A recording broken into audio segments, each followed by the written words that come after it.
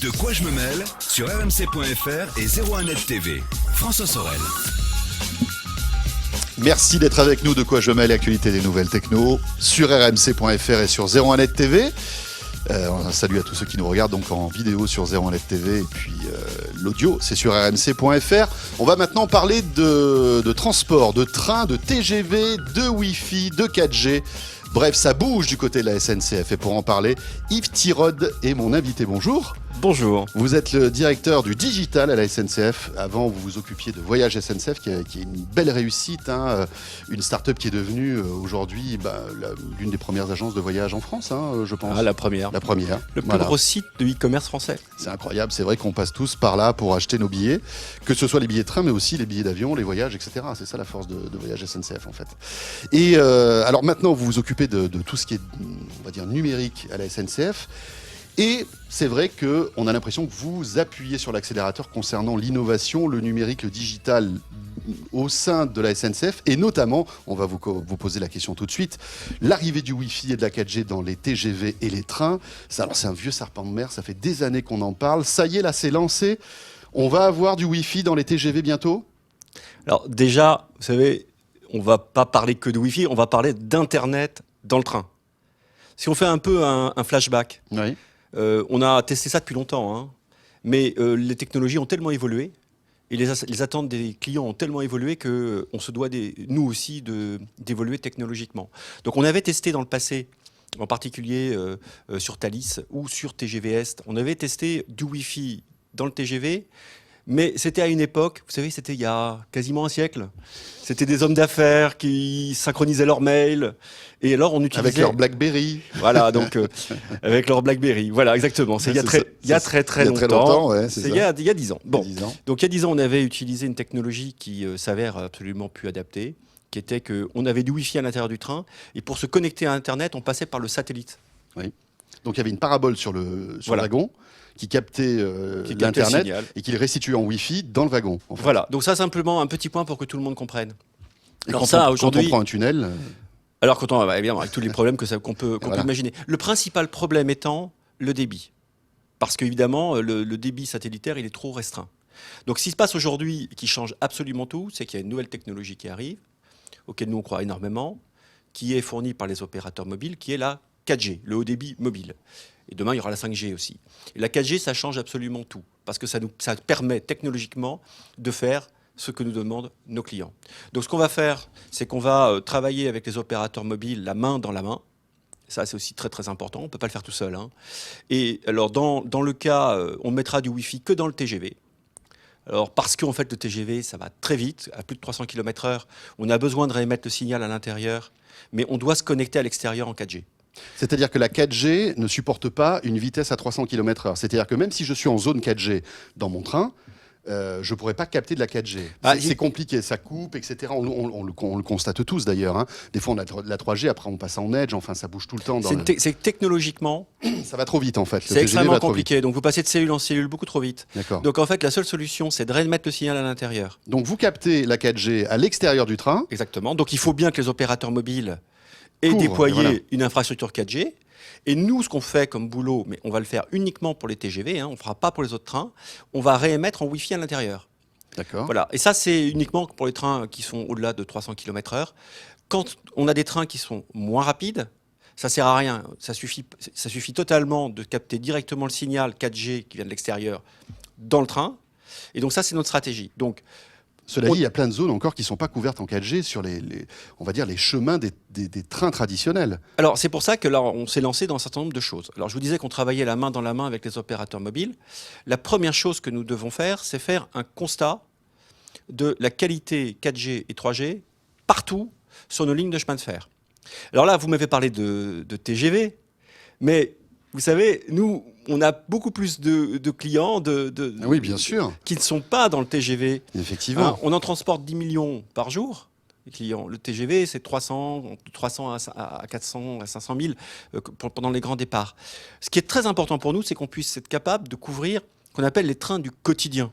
C'est quoi? C'est la ligne C, la ligne D, la ligne E. La ligne C, par exemple, c'est plus de 450 000 voyageurs par jour. Et là, donc, on a fait des mesures. Et ces mesures prouvent que dans certains cas de figure, on a vraiment du travail à faire avec les opérateurs mobiles. C'est-à-dire qu'il y a des zones blanches en fait, en quelque Des sorte. zones mal couvertes. Alors, les zones mal couvertes, alors, ce qu'il faut, si on rentre un peu dans les détails, mais nos auditeurs, eux, ils sont ils comprennent bien. Oui. C'est-à-dire qu'en fait, il y a d'une part, il y a le fait que vous receviez du signal, les barrettes, mais aussi il y a le fait que vous ayez du débit. Vous pouvez avoir des barrettes, mais pas avoir de débit. Donc, tout le travail que nous devons faire avec les opérateurs mobiles, avec les 4, hein, parce que nos clients, ils ne sont pas plus Orange que Free, etc. Donc, on travaille avec les 4. On doit faire 2 choses. Un, c'est faire un bilan de comment ça marche. Il y a des endroits où il y a du bon débit, d'autres où il n'y en a pas. Il y a des endroits où il doit y avoir du bon Bouygues Télécom et du mauvais, je sais pas moi, alors ça, Free, voilà, c'est ça aussi. Absolument. Après, alors donc, ce qu'on fait, nous, c'est la stratégie de chaque opérateur qui a décidé de développer son déploiement sur telle ou telle zone. Nous, ce qu'on fait simplement... L'idée pour vous, c'est d'uniformiser tout ça, c'est-à-dire que les 4 opérateurs même se mutualisent dans certains cas. Après, c'est leur choix. Nous, ce qu'on doit faire, c'est 2 choses. Un, on a affirmé que c'était une priorité pour nous. Et ça, c'est pas neutre, le fait que ce soit couvert. Ça veut dire qu'on fait 2 choses très concrètes. La première, c'est qu'on fait des mesures. On fait des mesures de... Alors, on a un train qui s'appelle l'Iris 320. C'est un TGV qui parcourt... L'Iris 320. Iris 320, Ah oui. C'est un TGV. C'est pas l'Airbus 320. Hein, ah non, c'est un Iris. qui parcourt la France 2 fois par mois. Toute la France. D'accord. Et alors, lui, maintenant, depuis, on l'a inauguré la semaine dernière. Maintenant, il mesure toutes les 7 cm, y compris quand il est à 300 km/h. Hein. Il mesure la qualité, à la fois le débit et la couverture, sur toutes les voies. Ah oui, il fait une espèce d'audit de la qualité du réseau. Et ça, cet audit, il est fondamental. On fait un autre truc aussi en parallèle. Bah, ça, c'est un petit scoop pour vous, tiens.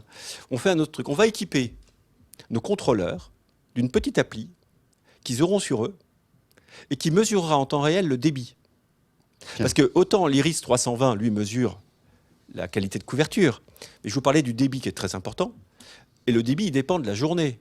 Quand vous êtes, je sais pas moi, Gare des Invalides à 18h un vendredi soir, c'est pas pareil que je sais pas, un mardi à 23h. Ouais, et les demandes de débit ne sont pas les mêmes. Et donc ça, on va le mesurer et on va faire ce qu'on appelle du crowd testing. Vous voyez, c'est un peu chic. C'est-à-dire, on aime bien ces communautaires, c'est les contrôleurs qui le souhaitent et ils sont tous très volontaires, auront cette petite appli sur leur smartphone et ils mesureront le débit. Ça remontera dans un cloud et ça, on le partagera avec les opérateurs mobiles. D'accord. Donc, on va avoir cette photographie très précise, opérateur par opérateur. Et après, vous allez donner cette carte aux opérateurs en leur disant, écoutez les amis, vous avez vu, là, c'est pas terrible, là, c'est bien, comment ça va se passer? Et puis surtout, qui va payer?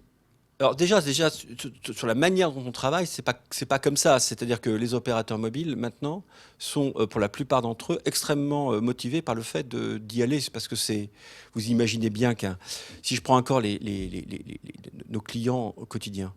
Vous savez, par exemple, en Ile-de-France, c'est 90 minutes dans nos trains par jour. Donc ça, pour les opérateurs, vous imaginez bien que c'est un enjeu commercial très important. C'est pour ça qu'ils se lancent aussi dans le métro et dans le RER, notamment. C'est exactement la même chose. Donc, si on fait la synthèse, nous, on travaille la main dans la main avec eux, on fait les mesures très précises, et ça, on le fait, le protocole qu'on utilise, c'est un protocole qu'on co-construit avec eux, qui est partagé aussi avec l'autorité de régulation des télécoms. Et puis, le dernier point, c'est qu'on va bosser avec eux sur le fait d'ouvrir nos infrastructures pour qu'ils puissent installer leurs antennes dans les tunnels, qu'ils puissent les installer là où c'est nécessaire. Vous voyez, donc on a changé complètement notre démarche.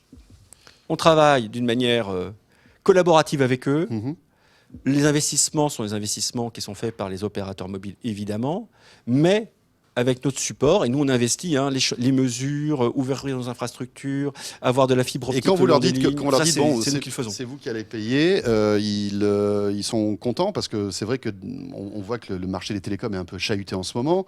Les investissements sont un petit peu à la baisse parce qu'il y a eu un 4e entrant, etc.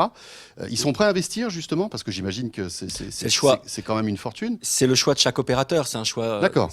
Vous savez, encore une fois, et notre transformation digitale, celle de la SNCF, on ne l'imagine pas faite tout seul. On va la faire avec les autres. On va la faire avec les développeurs, on va la faire avec les opérateurs mobiles, on va co-construire. Je pense que ça, c'est un truc très très important dans la transformation digitale des grandes boîtes. Dernière chose concernant le Wi-Fi dans les TGV, que vous nous expliquiez tout à l'heure, ce sera gratuit ? Oui. D'accord. Ça sera Ça sera intégré dans le prix du billet. Dans le prix du billet, d'accord. Oui, bon, très bien. Bon, je crois qu'on a fait le point sur le Wi-Fi et la 4G. Et alors, les dates. La 4G, l'Internet. Ça arrive quand, tout ça? Tout ça, ça va se faire progressivement. Parce qu'en fait, ce qu'on va faire avec ces mesures, ce champ de mesures, c'est qu'on va pouvoir identifier vraiment les endroits les plus critiques. Et vous savez, c'est comme un tableau impressionniste. C'est-à-dire qu'on va améliorer les choses avec les opérateurs mobiles point par point. Et puis, moi, j'espère que fin 2007, fin 2016, fin 2017, fin 2018, les choses vont devenir vraiment de meilleur en meilleur. Avec une priorité pour les TGV ou pour les trains? On a vraiment mis une priorité dans un premier temps pour les trains qu'on appelle les trains du quotidien. D'accord. Et puis les TGV, ça suivra. On va faire des annonces, ça sera en juillet, mi-juillet, fin juillet, sur les solutions technologiques.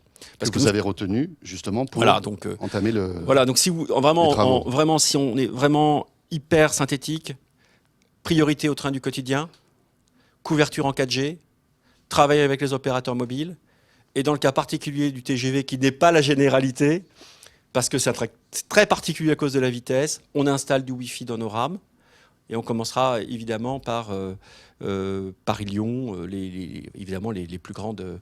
Nos plus grandes lignes, quoi. On voit aussi que la révolution du billet électronique est en marche. Aujourd'hui, lorsque vous achetez un billet de train, on vous pousse à soit l'imprimer, soit installer une appli pour la voir, etc. sur votre smartphone.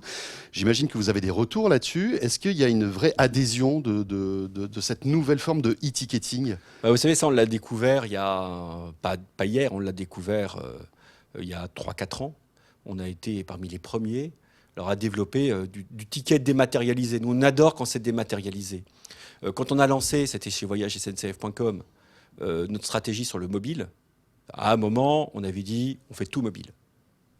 C'est-à-dire qu'on avait, je peux vous dire, c'est une des grandes décisions qu'on avait prises. On avait dit, on arrête nos développements, on arrête nos investissements sur le web, on passe tout sur le mobile. C'était en 2012.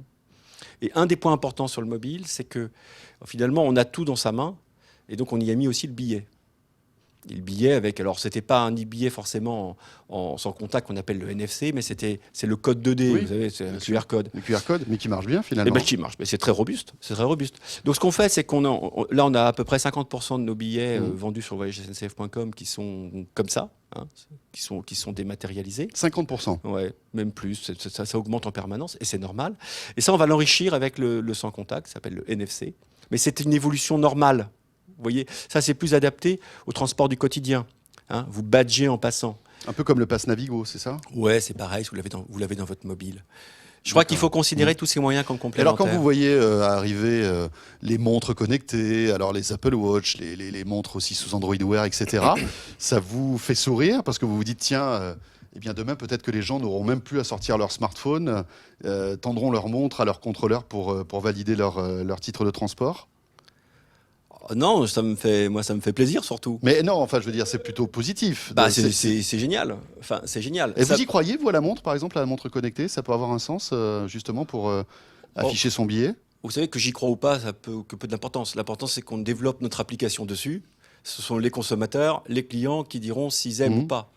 Bon, il y a eu plein de tests. Bon, c'est Apple, évidemment. Donc, Apple, en général, c'est un peu particulier. Nous, on a notre appli dessus. On y va. On verra bien. Vous savez, il faut être très pragmatique dans le digital. Oui. Vous savez, c'est on fait, on teste, on améliore. Voilà, ici, ça marche pas, on arrête, on repart. Et on pivote. Voilà. Vous savez, on pivote. Du reste, c'est une des choses qu'on veut faire dans le digital de la SNCF, c'est peut-être amener à une entreprise qui avait une culture quand même très,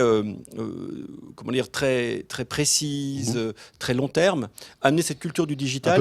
Un peu plus d'agilité, c'est ça? Un peu plus d'agilité, mais surtout un peu plus de...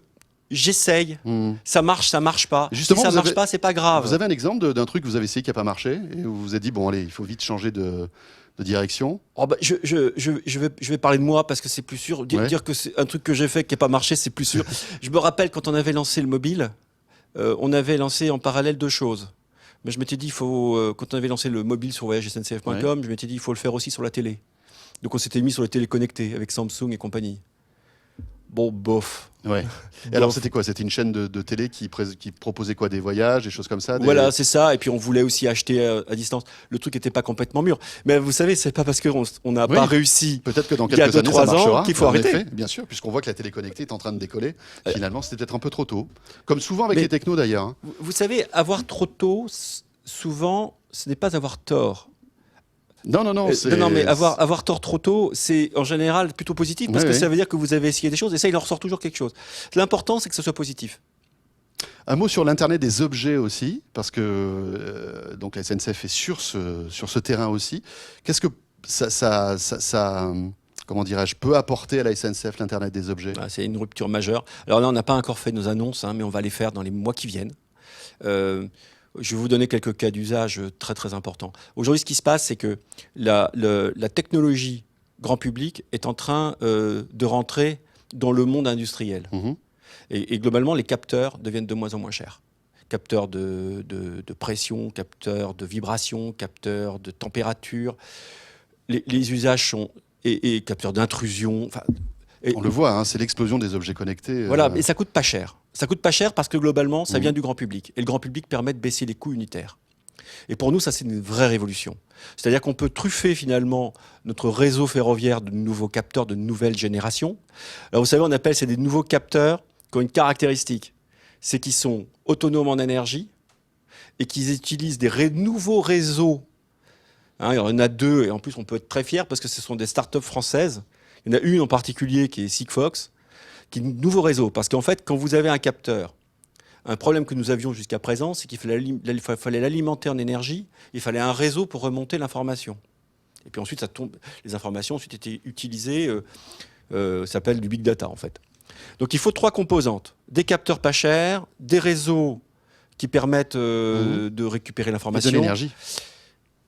Pour les alimenter. Et de l'énergie pour les alimenter, et puis pour finir, du big data pour traiter tout ça.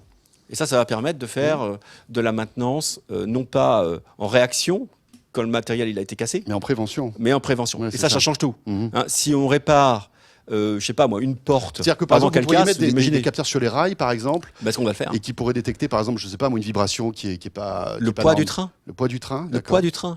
Le poids du train, c'est sa vitesse. Donc l'impact pour le client, il est formidable. Ça veut dire qu'on peut-être gagner de la vitesse parce qu'on saura, grâce à ces capteurs, que c'est possible. Vous voyez, donc, alors après, maintenant, on fera des annonces beaucoup plus précises. On a des choix technologiques à faire. On en est tous là. Donc là, on est vraiment... La France, là, sur le sujet de l'Internet des objets, elle n'est pas en retard. Hein. On est vraiment... c'est maintenant que se font les choix. Mais on va truffer notre réseau, on va truffer nos trains de capteurs. Ça, le but étant de faire de la maintenance prédictive pour pouvoir anticiper les pannes. Et ça permet de faire des économies et d'améliorer la qualité de service pour les clients. Voilà, ça bouge à la SNCF, hein, on s'en rend compte. Dernière question, Yves Thiraud, alors là, qui est plus du domaine de la science-fiction. Vous connaissez sans doute Elon Musk, hein, ce visionnaire génial qui a lancé Tesla, etc., et qui travaille sur ce projet incroyable de Loop, cette espèce de tube à haute vitesse. Ça vous fait rêver, ça, peut-être ce transport du futur voilà, qui permettrait de transporter des voyageurs à plusieurs centaines de kilomètres heure. Je ne sais plus à quelle vitesse ça va, mais je crois que c'est 600. Enfin, un truc de dingue. C'est... Alors, est-ce qu'on peut demain imaginer avoir ce genre de choses en France? Je pense qu'il faut savoir rêver. Il faut toujours avoir un regard très positif sur l'innovation.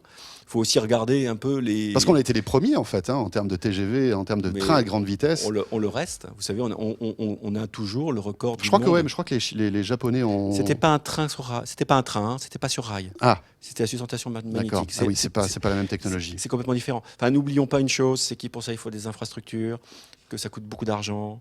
Il faut tout regarder, quoi. Donc, il faut évidemment, quand on pense à l'innovation, y croire, de se dire que rien n'est impossible. En même temps, il faut se dire que derrière... Oui, il faut être pragmatique. Il faut des gens pour payer, il y a toujours des infrastructures énormes sur lesquelles il faut investir. Maintenant, il faut tout regarder. Il faut tout regarder et se dire que rien n'est impossible. Après, Bon, Bon, l'espoir, c'est de se dire qu'on connaîtra ça de notre vivant. Pourquoi pas? On verra bien. Merci beaucoup, en tout le cas. TGV, c'est déjà formidable. C'est bien, c'est très très bien. Et puis alors, quand il y aura Internet dedans, ça sera encore mieux. Merci beaucoup Yves Tirode d'avoir Merci accepté beaucoup. notre invitation. Rappelons que vous êtes directeur du digital de la SNCF. De quoi je mail se poursuit dans un instant, vous restez là. Et ce sera avec Victor Jakimovic qui nous fera sa petite sélection de produits high-tech comme d'habitude. A tout de suite. De quoi je me mêle sur rmc.fr et 01net TV.